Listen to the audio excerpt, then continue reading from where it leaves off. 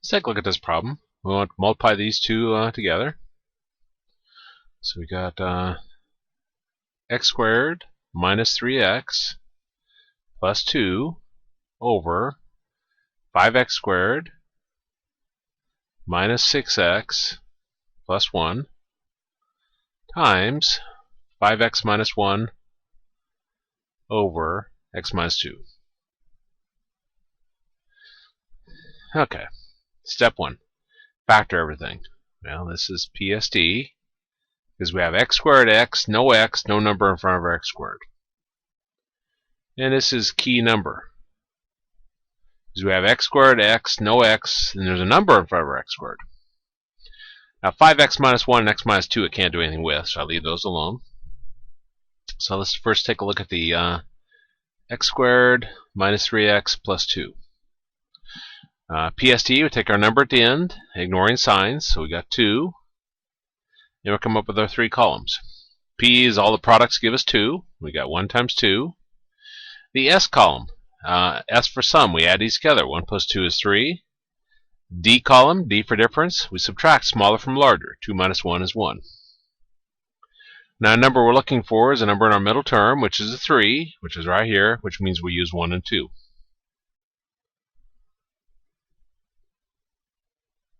Now, our larger number in the P column that we're using, which is a 2, will always be the same sign as the middle term, which in this problem is negative. Now, a number I circled in the S column, S for same signs, means they're both positive or both negative. Since the 2 is negative, then the 1 will be negative. So that factors as x minus 1 times x minus 2. Okay, now let's look at the 5x squared minus 6x plus 1. We said it was key number. Key number, we take the number at the beginning times the number at the end, ignoring signs. So the 5 times the 1. And that gives me 5. And these are all real easy. They're like primes. We're going to list all, we'll come up with 3 columns. We'll list all the products give us 5. We got 1 times 5. The S column, S for sum, we're going to add these together. 1 plus 5 is 6. The D column, D for difference, subtract smaller from larger. 5 minus 1 is 4. Number we're looking for is a number in our middle term, which is a 6, which is right here.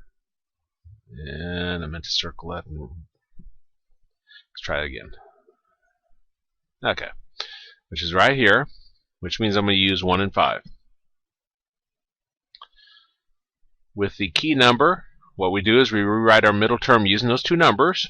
The larger number in the P column that we're going to use is a 5, will always be the same sign as the middle term, which in this problem is negative. So we've got negative 5x.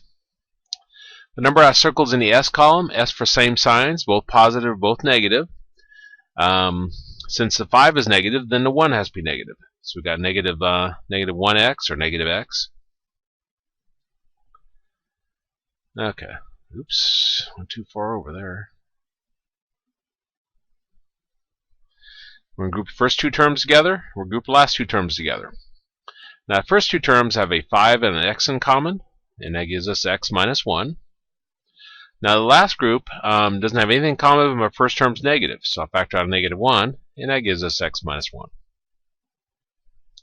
Our goal was to get these parentheses the same, so I can now factor out the x minus 1. Now, to decide what goes in your second set of parentheses, you can now cross out these x minus 1s, and what isn't crossed out is what goes here, which would be 5x minus 1. So that factors as x minus 1 times 5x minus 1. And this second fraction doesn't change at all because there's no factoring. Okay, step 2, cancel. The only guideline is one's on top, one's on the bottom, and they're the same.